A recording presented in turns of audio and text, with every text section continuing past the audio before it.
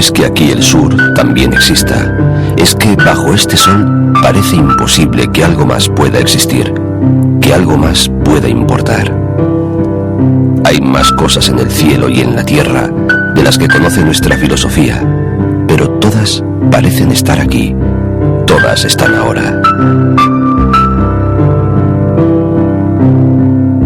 Las penas se van de los ojos que se quieren llenar de mar. El Mediterráneo está aquí y sus olas recuerdan los días en que acompañaron pasiones anónimas o eternas, soldados y comerciantes, alcahuetas y enamorados que desde el siglo XVII se refugian en las sombras de Cabo Roch.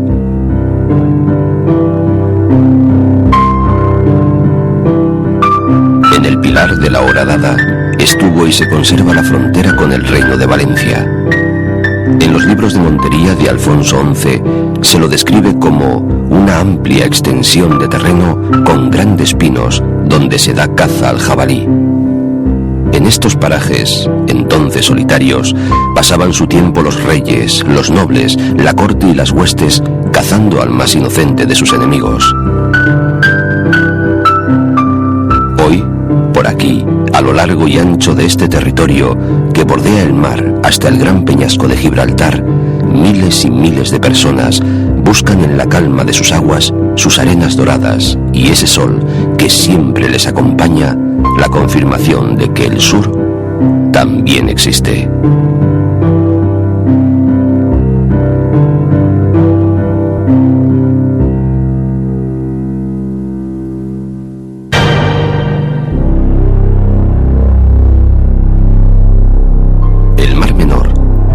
Al-Idrisi, el gran geógrafo marroquí, describiera como el gran estanque formado por el tributo de muchos torrentes, aguardó mucho tiempo hasta oír el canto de la primera mujer que ocupó un sillón en la Real Academia de la Lengua, una murciana, Carmen Conde, que en los poemas del Mar Menor lo hace hoy mayor con su ausencia.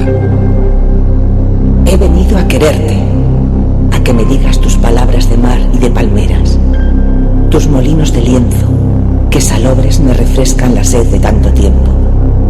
En 1562, Diego Omey dibujó La Manga como una bahía abierta al Mediterráneo, con sus islas flotando como balsas. Los antiguos pescadores de la zona aseguran recordar cómo el brazo de arenas rubias se formó en lo que por entonces era un paraíso de tortugas. Ahora hay dos mares en una sola costa, y este mar interior, el hijo pequeño y mimado del Mediterráneo, es un milagro de aves y arrecifes, donde algunos turistas buscan la huella de los volcanes y otros buscan sueños.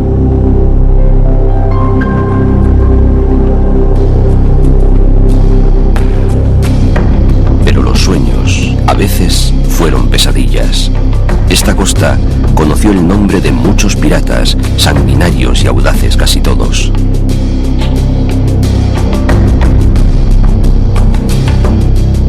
Felipe II llegó a proponer la creación de un fuerte en la isla, porque el mar hierve de piratas. Pero los doblones que el imperio necesitaba por doquier no se hallaron para financiar esta empresa, y hubo que contentarse con el tradicional sistema de torres vigía, financiadas con impuestos sobre las pesquerías y las cabezas de ganado.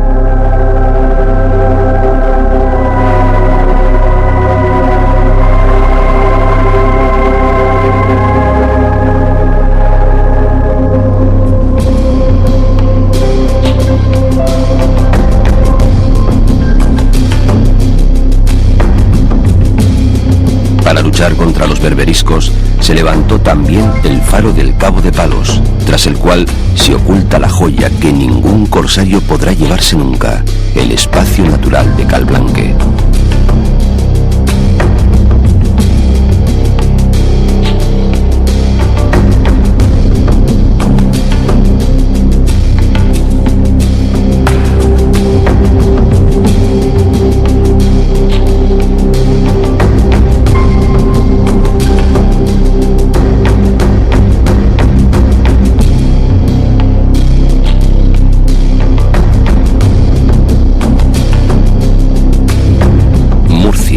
Antes Mursilla, la tierra rica en yeso, corte del más poderoso de los omeyas, es cuna del cante jondo, el que nace del alma.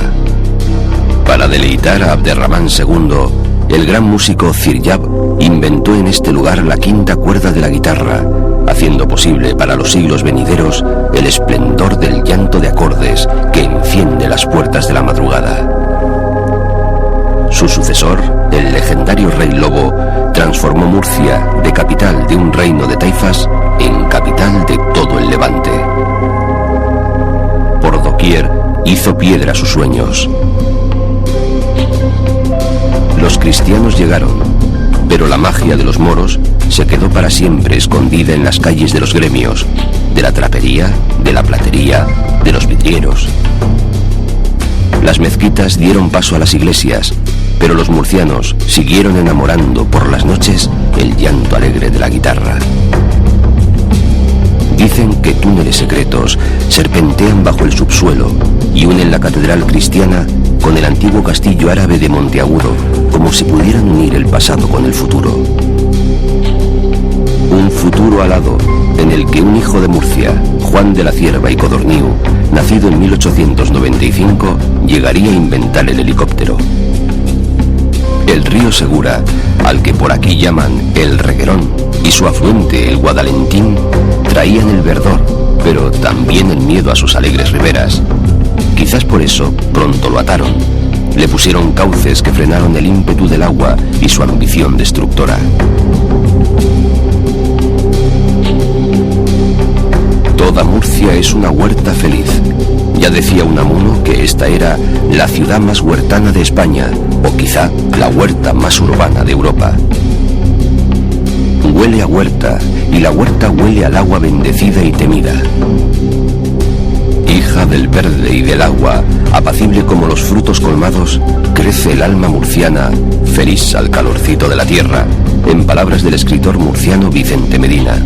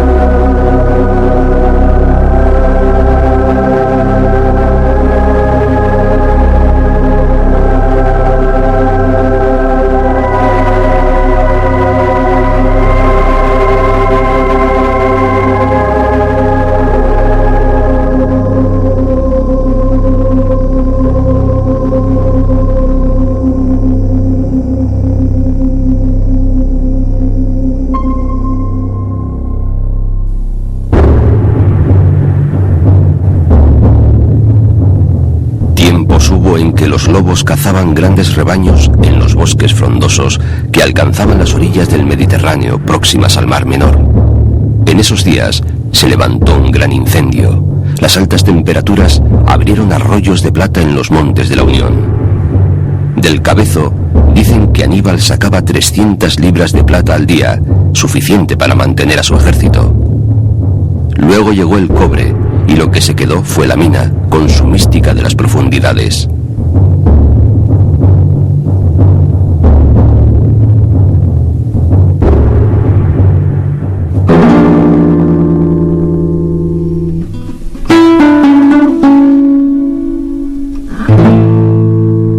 En el mercado de Abastos, obra de Víctor Beltri, se levanta cada año una catedral de sones, el Festival Internacional de las Minas, el templo sobrio del arte más contenido y telúrico.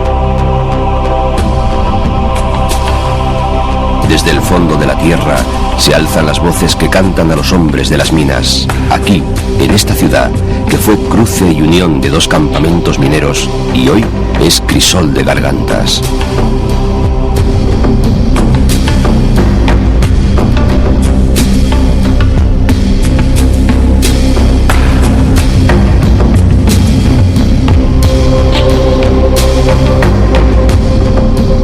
Escipión el Africano quien dijo: conquista Cartagena y habrás conquistado Hispania. No se equivocaba el gran general romano, y se había alegrado de que se equivocase el cartaginés Aníbal Barca al entregarle el próspero puerto de Cartagena, por donde el oro y la plata circulaban como el agua. Entre las riquezas que por aquí llegaron a Hispania, la más arcana fue el cuerpo del apóstol Santiago, se supone que camino de las tierras del fin del mundo.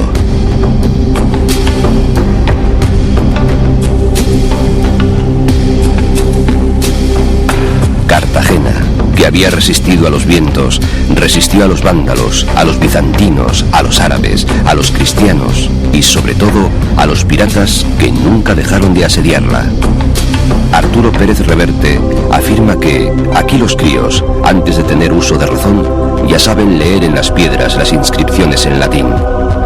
Y Miguel de Cervantes, que sobrevivió casi a tantos piratas como ella, la describe así en Viaje al Parnaso. Con esto poco a poco llegué al puerto a quien los de Cartago dieron nombre, cerrado a todos los vientos y encubierto, a cuyo claro y singular nombre se postran cuantos puertos el mar baña, descubre el sol y ha navegado el hombre. Creadores de ficciones e invenciones. Y si la Armada Invencible arrojó a los cartageneros al naufragio de la memoria, cualquiera, si tiene ojos, podrá encontrar en la realidad un bergantín con su tesoro escondido.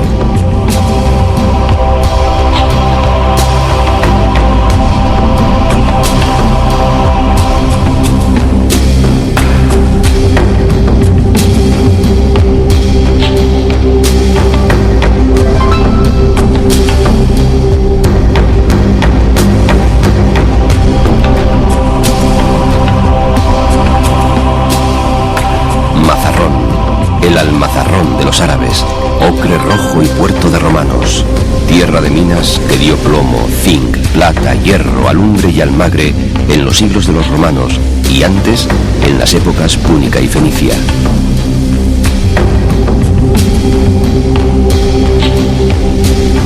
La isla de los frailes, a través del tiempo, no solo ha fabricado dioses y demonios, sino el garum, la apreciada salsa de los ricos romanos, un manjar de despojos de pescados macerados en sal al que Plinio atribuía mágicas propiedades.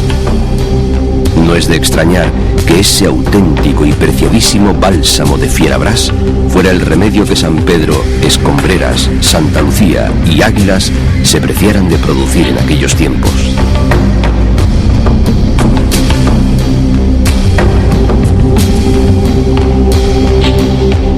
Se podrían contar muchas historias de las calas que por aquí se abren al mar, cuyo solo nombre sabe a sal. Pero las aguas callan y se contentan con susurrarle al oído al viento y los acantilados.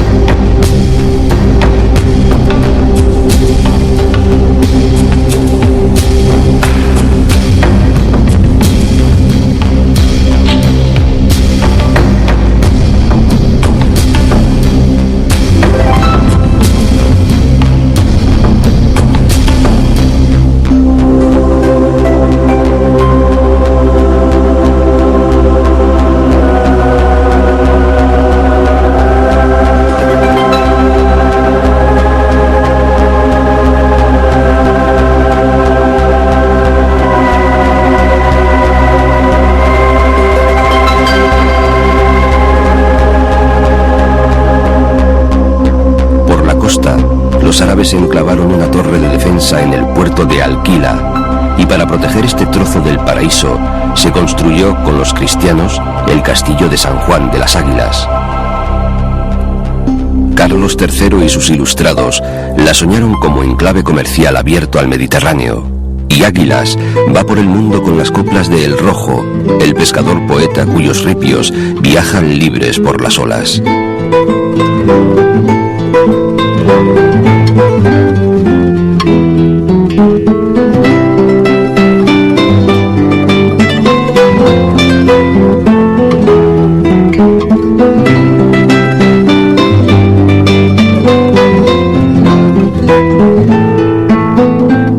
En la cuesta de Gos vino al mundo Paco Raval, quien confesaba que aquí descubrió el sexo viendo hacer el amor a las cabras. En este lugar todo es así de natural.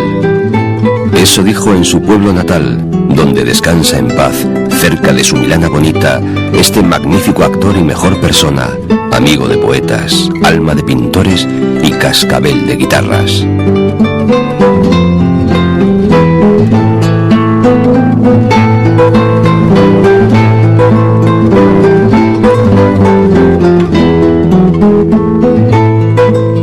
Dirigiendo una mirada rápida al interior de esta tierra murciana, aparece en la prehistórica Totana, lugar de dioses,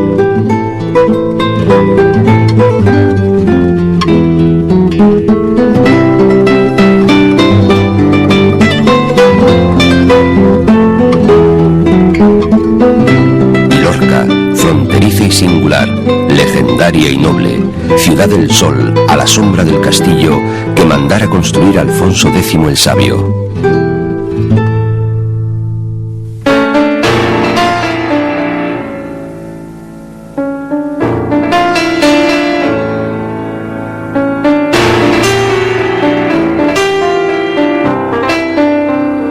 La romana Vera, que ya es tierra andaluza, se convirtió en morisca en lo alto del Cerro del Espíritu Santo.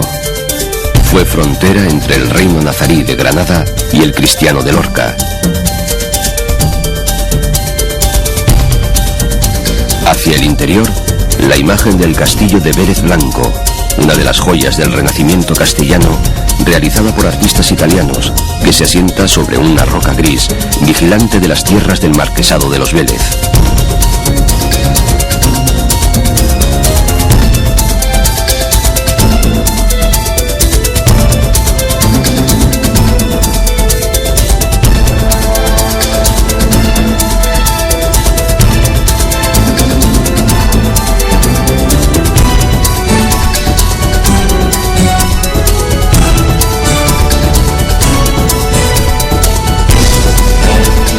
Garrucha nació del mar y de los pescadores y se convirtió un día, libre al fin de los piratas, en la pequeña San Sebastián de los burgueses, enriquecidos con las minas que paseaban por su elegante malecón.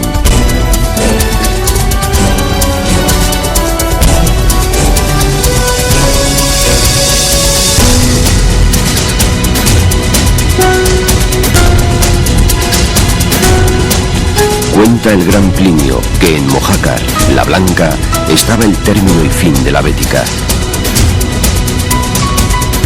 En 1488, los notables moros de Mojácar rindieron obediencia al rey Fernando el Católico. Su alcalde ofreció a los reyes su fidelidad frente a la fuente de los 12 caños, a cambio de mantener tierras y hogares en los que convivir pacíficamente con los cristianos. Con lágrimas en los ojos imploró: yo soy tan español como vos. Cuando llevamos los de mi raza más de 700 años de vivir en España, nos decís que nos marchemos. Yo no hice nunca armas contra los cristianos, y creo justo, pues, que se nos trate como hermanos. Pero los reyes repoblaron Mojácar con 100 familias cristianas, y el alcalde moro sentenció: antes de entregarme como un cobarde, sabré morir como un español. Y así murió. Él no es el único héroe inesperado que alberga Mojácar. Cuentan que por aquí aparecieron representantes de la Walt Disney Studios en busca del certificado de nacimiento de José Guirado, hijo de la bella lavandera Isabel Zamora, que lo envió de pequeño a Chicago. Los de Mojácar creen, vamos, están seguros, que ese niño y Walt Disney, el que hizo niños a los grandes y convirtió en dólares los sueños de los niños, son uno y el mismo.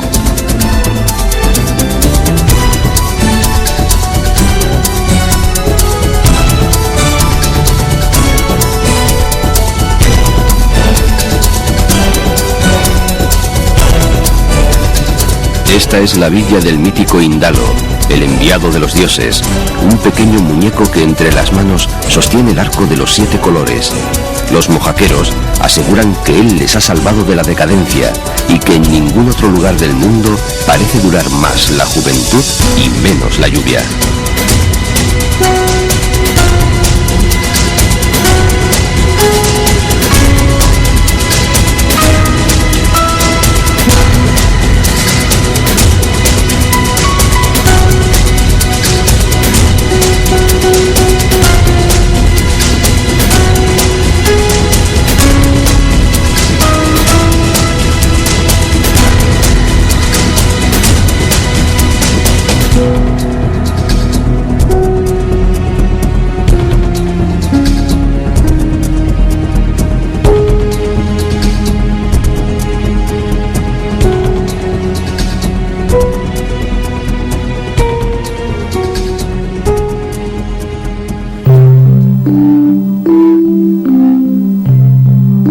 Este es el lugar donde se aposente y vive con todo su poderío la luz.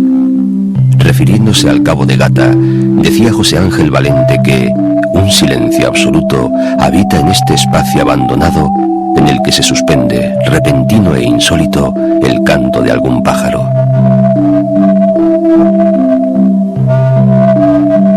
Un desierto que huele a mar, reserva de la biosfera de la UNESCO desde 1987.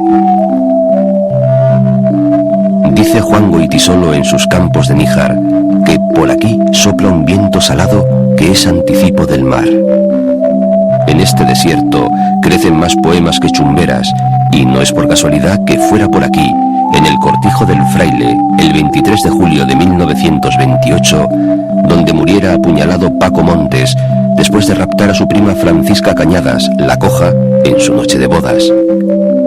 El crimen dio origen a una obra maestra de Federico García Lorca, Bodas de Sangre.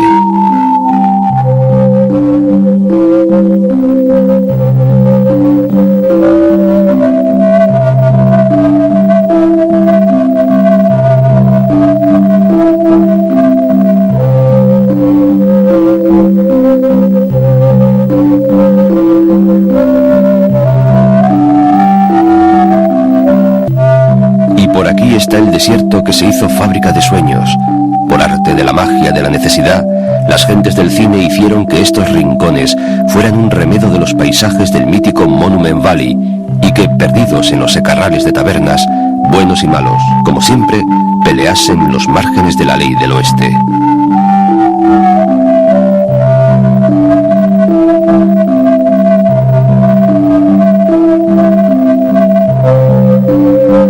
Desde el faro de Gata se ven África y la inmensidad de la vida, y según Valente, la luz sucede a la luz en láminas de tenue transparencia.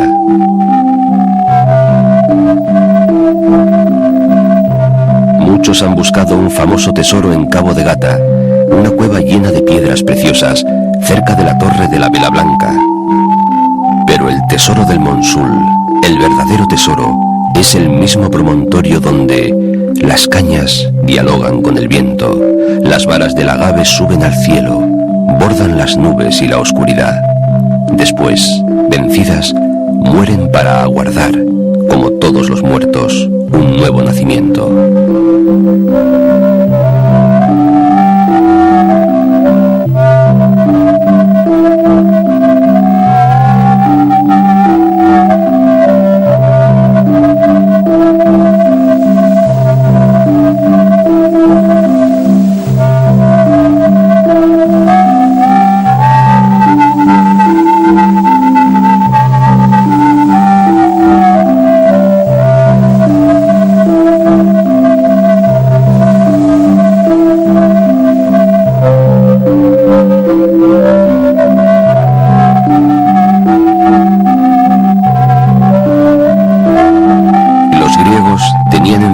En el cabo fuegos perpetuos, pues era para ellos templo de Afrodita.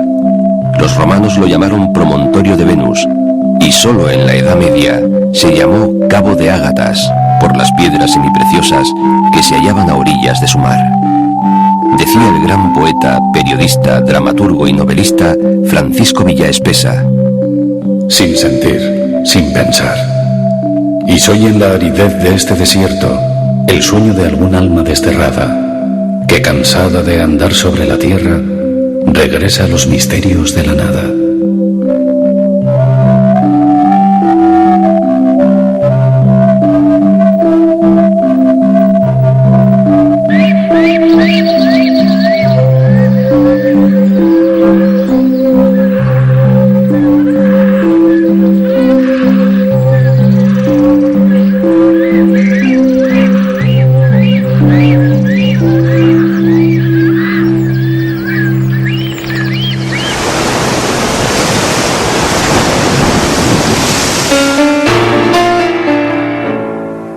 Almería, según el novelista inglés Aldous Huxley, la luz es tu amante.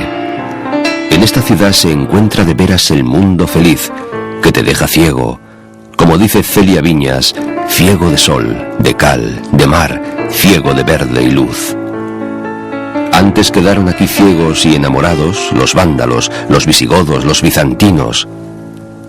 Los árabes la reinventan con el nombre de Almarilla, la Atalaya.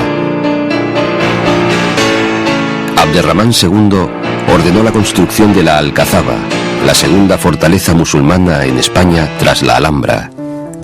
Almanzor la amplía y Al-Mutasín, el rey poeta, se construye un palacio en el segundo recinto. De él se conserva la ventana de la odalisca.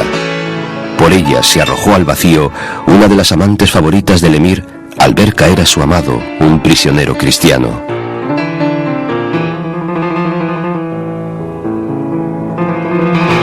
Frente al Alcázar, la Torre de los Espejos servía para hacer señales a los barcos en la guerra y dicen que también para mandar mensajes de amor las noches claras.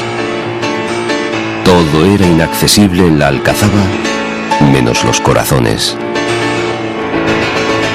Lo escarpado de su posición, que alabara el poeta Al-Udri, no le sirvió para evitar la conquista de la ciudad por los reyes católicos. Y en el castillo cristiano que allí levantaron para que compartiera los deleites de los árabes, dice Goytisolo que el agua discurre sin ruido por los arcaduces y las abejas zumban borrachas de sol.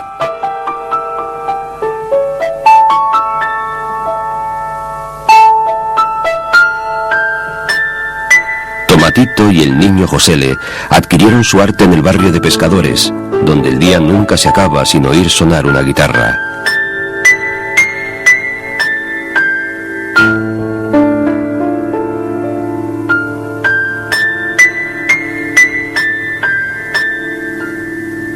En esta plaza vieja, un monumento recuerda a los coloraos. Llegaron a la costa de Almería el 14 de agosto de 1824 a bordo de un bergantín y un falucho enarbolando la bandera tricolor. Venían de Gibraltar y les llamaron coloraos porque su uniforme coincidía con el de la marina inglesa.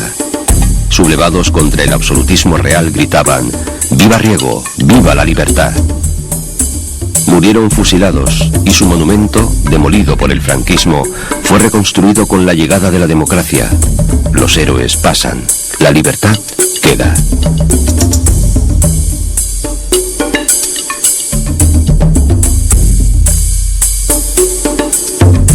De Almería fue Nicolás Salmerón, presidente de la Primera República, que dimitió antes que firmar una sentencia de muerte.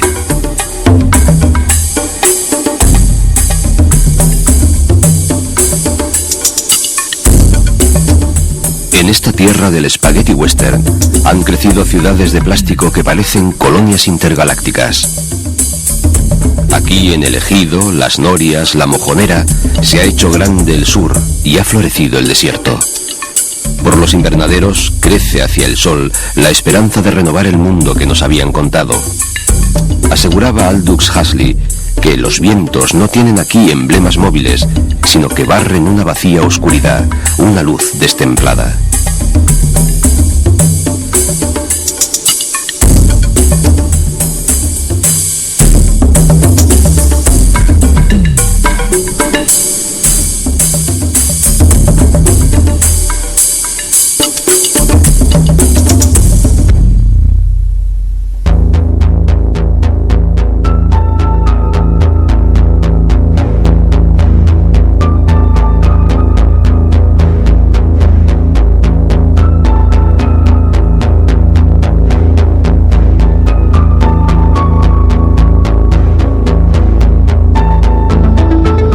Chirimoyas y aguacates rodean Motril y Mojácar, como si los pescadores hubieran inventado un pequeño trópico de espaldas al mar.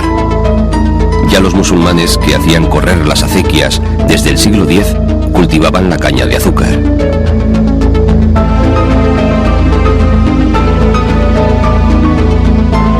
En tiempos de la reina nazarí Aisha Alorra, se levantó bajo sus órdenes una pequeña alcazaba que gobernó hasta la toma de Granada. Famosa fue la reina por ser madre de Boabdil el Chico, el último rey moro de Granada, al que ella, que defendió su tierra como un hombre, increpó por llorar como una mujer. El castillo de Salobreña encerró un rey y una historia. Mohamed VII consiguió arrebatar mediante intrigas el trono de Granada al legítimo soberano, Yusuf II, al que encarceló hasta que fuera ejecutado.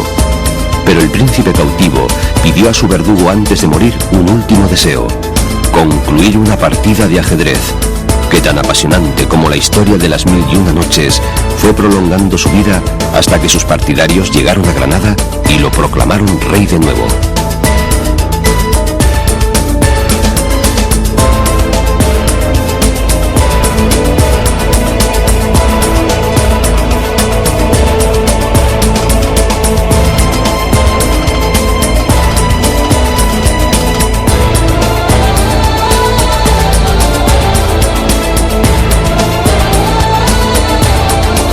Al-Muñécar, In Salmonácar, está rodeada de montañas. Los fenicios la habían llamado sexy por su paisaje de cañaveral. El castillo de San Miguel fue prisión terrible para sultanes caídos en desgracia, emires destronados y poderosos desposeídos. Terrible historia. Hasta el escudo de la ciudad son las cabezas de 3 piratas berberiscos que flotan en el mar. La sangre siempre salpica la belleza, pero no llega nunca a conquistarla.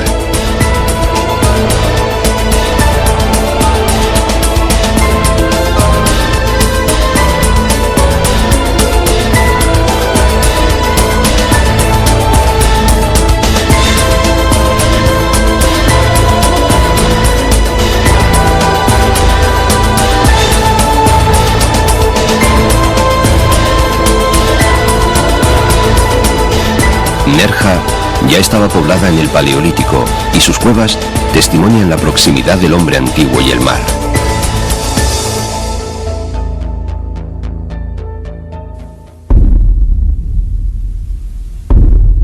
La Gran Oquedad es una de las cuevas de mayor belleza de Europa debido a las cavidades que se originan por la erosión que produce el agua en los mármoles. Cuentan que la sala del cataclismo necesitó la caída de 1000 billones de gotas de agua. En el rellano de los órganos, unos signos esquemáticos rupestres hacen sospechar que el hombre primitivo grabó en la cueva sus primeras ideas.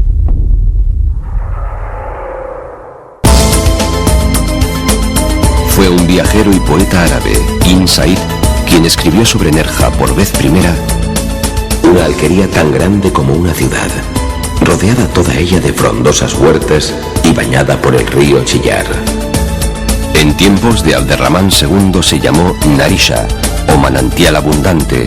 Era la época en que se fabricaban sedas de colores que marchaban inagotablemente hacia la corte de los reyes.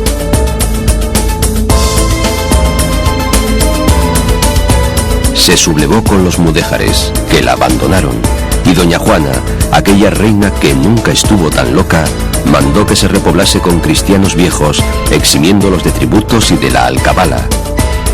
Privilegios que fueron confirmados por Felipe III y por Felipe IV.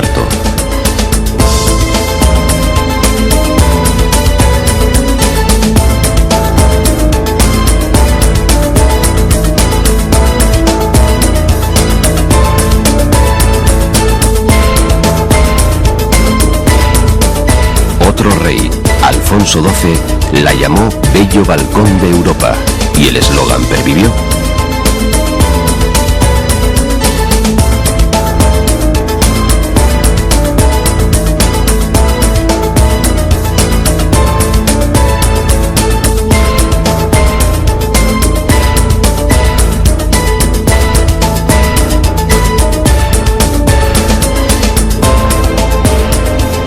María Zambrano, que nació en Vélez, Málaga, dice que la historia es sueño, porque está compuesta por interminables sucesiones de imaginaciones e ilusiones. Tal vez por eso la historia de Vélez, Málaga son muchas historias. Tantas como las de ese rosario de pueblos blancos que visten el sol de verde, entre sierras de lomos carcomidos por el viento, que cobijan vidas y haciendas al amparo de la vieja Véluz, que dicen fue la ciudad de Hércules.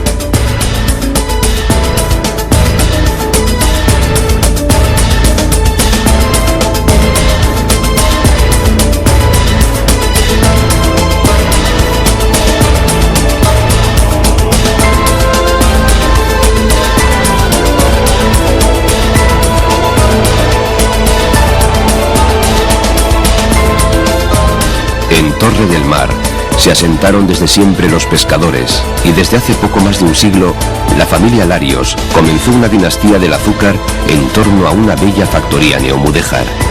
Torre había sido atalaya de los Vélez, que quisieron hacerla puerto de toda la axarquía.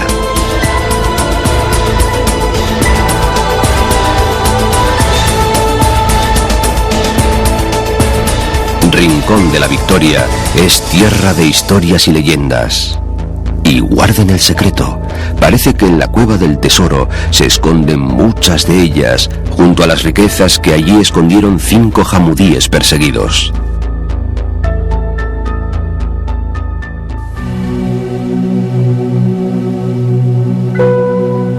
¿Pero existe el invierno?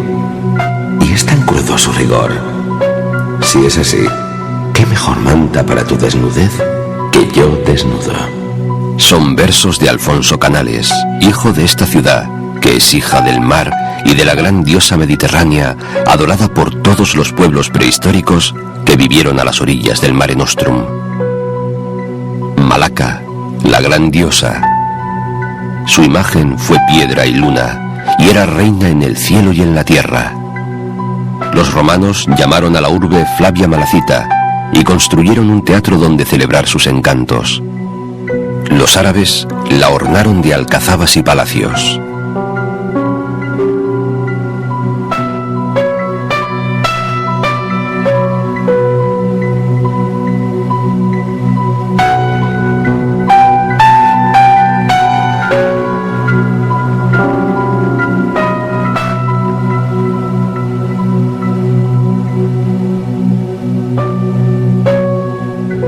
Fue pronto, a partir del siglo XI, un emporio mercantil que exportaba desde la cerámica dorada a la uva moscatel. Vicente Aleixandre dice que Málaga es una ciudad intermedia en los aires. Tiene una gracia diestra y una catedral manca, la Manquita, cuyos fondos dicen que fueron a sufragar parte de la campaña norteamericana de Lafayette, quizás porque los malagueños siempre prefirieron la libertad a la piedra.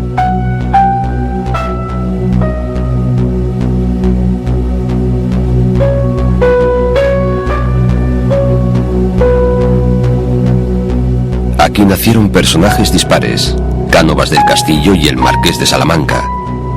Aquí se instaló la familia Larios en busca de prosperidad, convirtiendo una ciudad fenicia en industrial. Y desde la calle Larios salió con otros rumbos el mismo día que se inauguraba José Ruiz, al que acompañaba su hijo Pablo.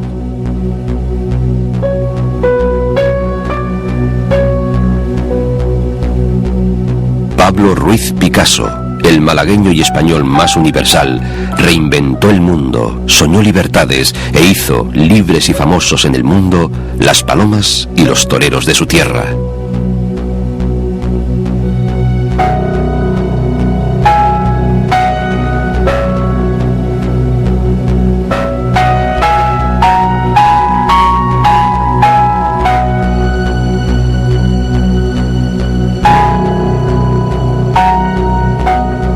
Un poeta de aquí, Manolo Alcántara, reflexiona.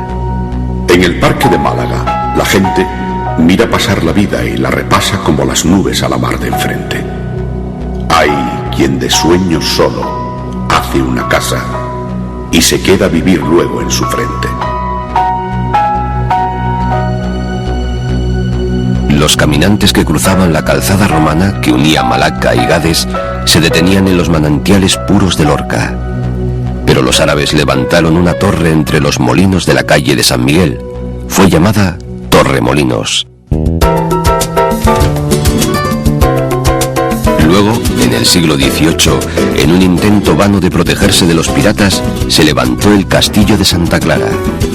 En 1900 lo adquirió un aventurero, Sir George Langworthy, que lo transformó en mansión espléndida, con magníficos jardines y lujuriosos miradores sobre el mar. Pero muy apenado tras la muerte de su esposa, el lord inglés se dedicó a dar todo cuanto tenía a aquellos que lo necesitaban. 15 años después, el inglés de la peseta, padre de los pobres, decide aliviar su economía convirtiendo el castillo en hotel residencia. Nace así el primer establecimiento hotelero de la Costa del Sol, y otros vecinos siguen su ejemplo. la costa y España acababan de cambiar para siempre, pero todavía no lo sabían.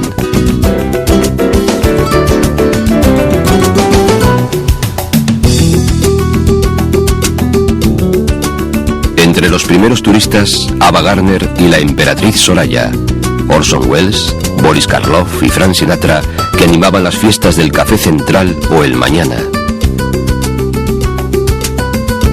La vecina Benalmádena, reina de los vinos de Moscatel, compite en los años 50 con Torremolinos por el señorío de la costa. Su nombre, Benalmadina, hijos de las minas, habla de la riqueza oculta en la tierra.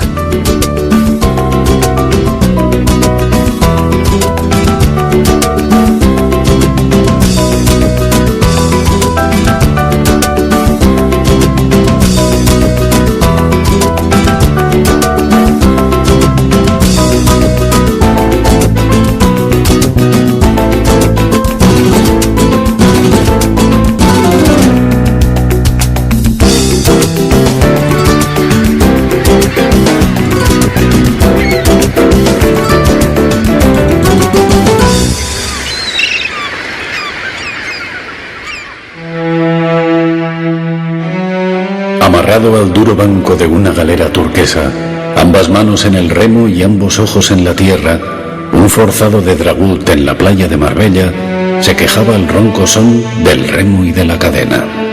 Lo dice el gran Quevedo, y es que Marbella, la antigua y mítica ciudad romana de Saldúa, lugar de heroicas luchas contra los piratas, siempre empezó a lo grande, unida a grandes pasiones y pequeñas tragedias.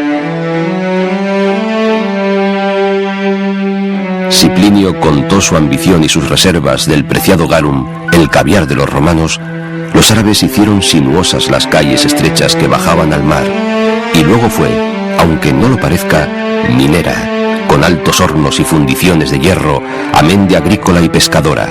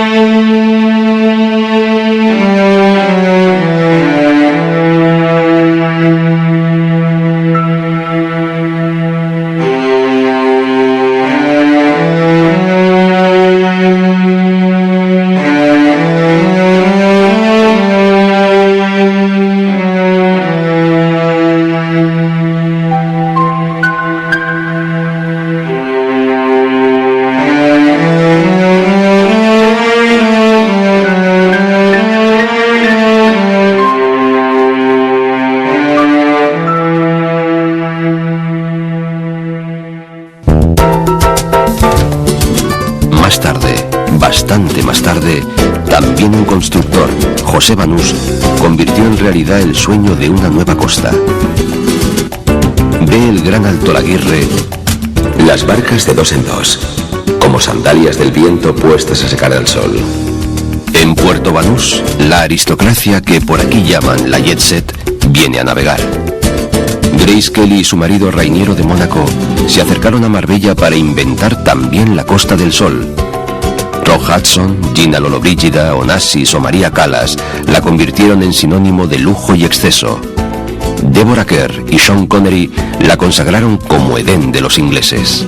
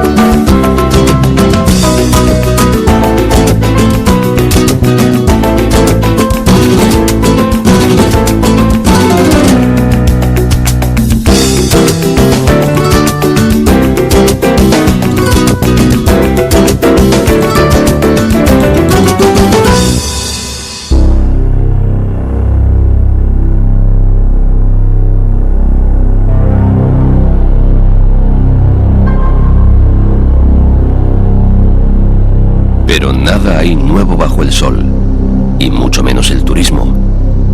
Porque en la época del Califato de Córdoba, un gran señor acostumbraba a venir a Estepona desde su casa en la Sierra Bermeja para gozar, como un pionero, de sol y playa. Su nombre era Caí de Benestepar, y bien podría ser uno de los primeros turistas de esta costa. Le dio nombre a Estepona, llamada entonces Astebuna o Istebuna, la tierra de la gente que vive cerca del mar. Estepona, que conoció muchas vicisitudes, renació siempre de sus cenizas. Y doña Juana, aquella reina no tan loca, mandó reconstruir el castillo musulmán y levantar el de San Luis. Cerca de allí, los viejos dicen oír, en la peña del Salto de la Novia, los sollozos de una bella y humilde doncella obligada a casarse con un hombre de noble familia, al que no amaba. El día de la boda, ataviada con todas sus joyas, se arrojó al vacío ante los atónitos invitados al triste enlace. Los hijos del sol no pueden perder la libertad si no es en el altar del mar. Y en este camino, los poetas nos han ido demostrando que muchas veces, a veces, son profetas. Porque ahora nos hemos convencido de aquello que dijo Benedetti: entre todos logran lo que era un imposible, que todo el mundo sepa que el sur también existe.